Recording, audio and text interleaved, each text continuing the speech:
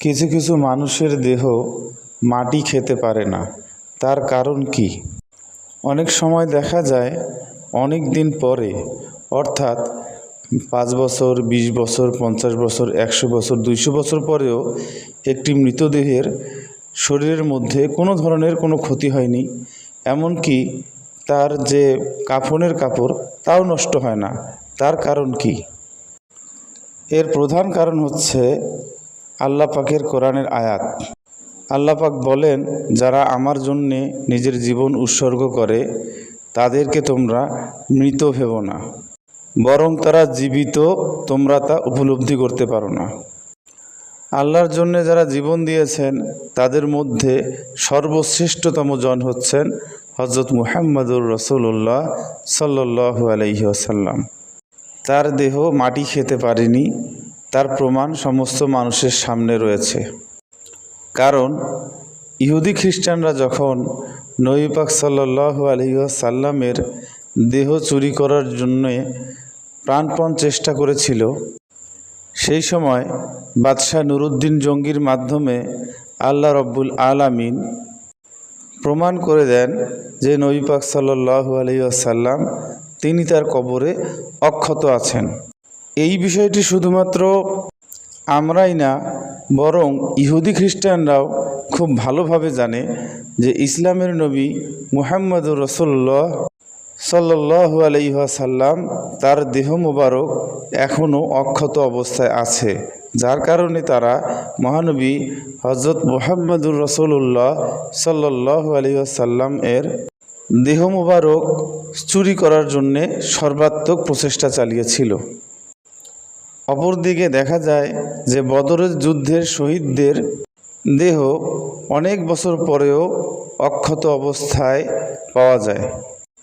একইভাবে আমাদের দেশের বিভিন্ন স্থানে বিভিন্ন অলি আল্লাহদের দেহ মোবারকও দেখা যায় যে অক্ষত অবস্থায় আছে এবং তাদের শরীরের মধ্যে থাকা কাফনের কাপড়ে তিলা পর্যন্ত ধরেনি। তার মানে হচ্ছে যে নবী আলাইহিমুস সালামগণের অনুসরণের বরকতে সাহাবায়ে কেরাম, তাবিঈন, তাবে তাবিঈন, সিদ্দিকিন, শুহাদা, সলিহিন, আল্লাহর অলিগণ সকলেই শুধুমাত্র আল্লাহর সন্তুষ্টির জন্যে, আল্লাহ পাকের ভালোবাসার জন্যে আল্লাহর রাহে, আল্লাহর রাস্তায় চলাফেরা করেন।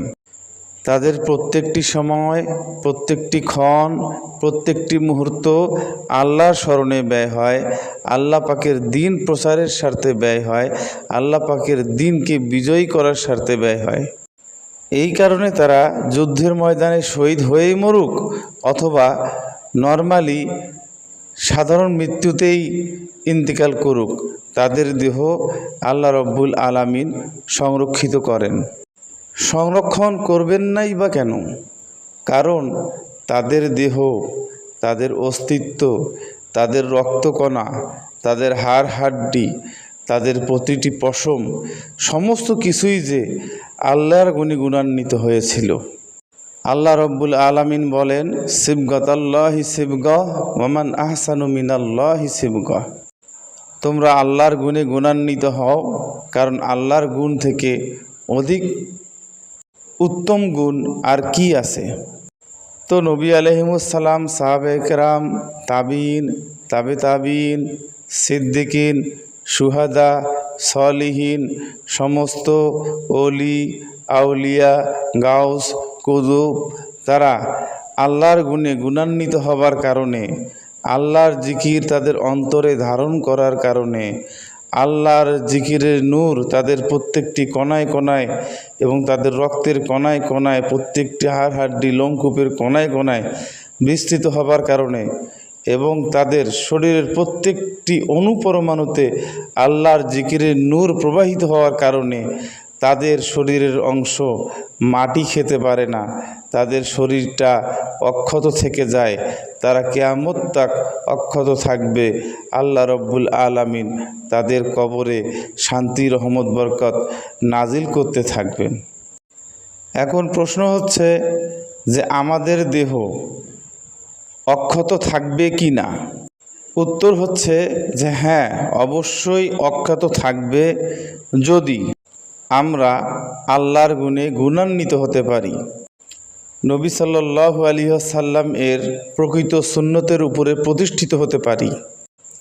আল্লাহর জিকির দ্বারা আমাদের অন্তর এবং আমাদের শরীর, আমাদের রক্তকণা সমস্ত কিছুকে যদি আল্লাহর নূরে নূরান্বিত করতে পারি, তাহলে আমাদের দেহ অক্ষত থাকবে।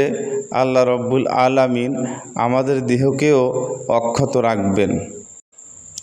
আল্লাহ পাক তার বন্ধুদেরকে এতই ভালোবাসেন, তাদের সম্মানার্থে তাদের দেহকে আল্লাহ পাক সংরক্ষিত করেন এবং পৃথিবীবাসীকে মাঝে মধ্যেই কিছুটা অলৌকিক বিষয় তাদেরকে দেখান, যেন মানুষ বুঝতে পারে যে ইসলামই হচ্ছে একমাত্র মুক্তির ধর্ম, একমাত্র সত্য ধর্ম, একমাত্র আল্লাহর দ্বীন, যার মাধ্যমে আমরা নাজাত পেতে পারি, যার মাধ্যমে আমরা আল্লাহ পাকের মনোনীত বান্দা হতে পারি, প্রতিনিধি হতে পারি।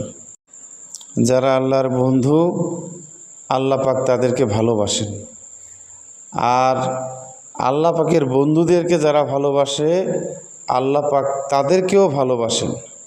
কাজেই আল্লাহর ওলিদের মাধ্যমে নিজেদের অন্তরকে জিন্দা করে নিয়ে, সেই অন্তরে আল্লাহর জিকির প্রতিষ্ঠিত করে নিয়ে সঠিকভাবে যারা শরীয়তের হুকুম আহকাম পালন করবে এবং খাঁটি ঈমান নিয়ে পৃথিবী থেকে চলে যাবে, তাদেরকে আল্লাহ রব্বুল আলামিন মহা সম্মানে সম্মানিত করে দিয়ে সারা পৃথিবীবাসীকে দেখিয়ে দিবেন যে দেখো, পৃথিবীতে এই মানুষগুলোকে তোমরা ধিক্কার জানাতে, এই মানুষগুলোকে তোমরা কোনো গোনায় ধরতে না, আজকে তাদেরকে আমি কত মহা সম্মানে তাদেরকে সুভাষিত করি, তাদেরকে প্রদর্শন করি।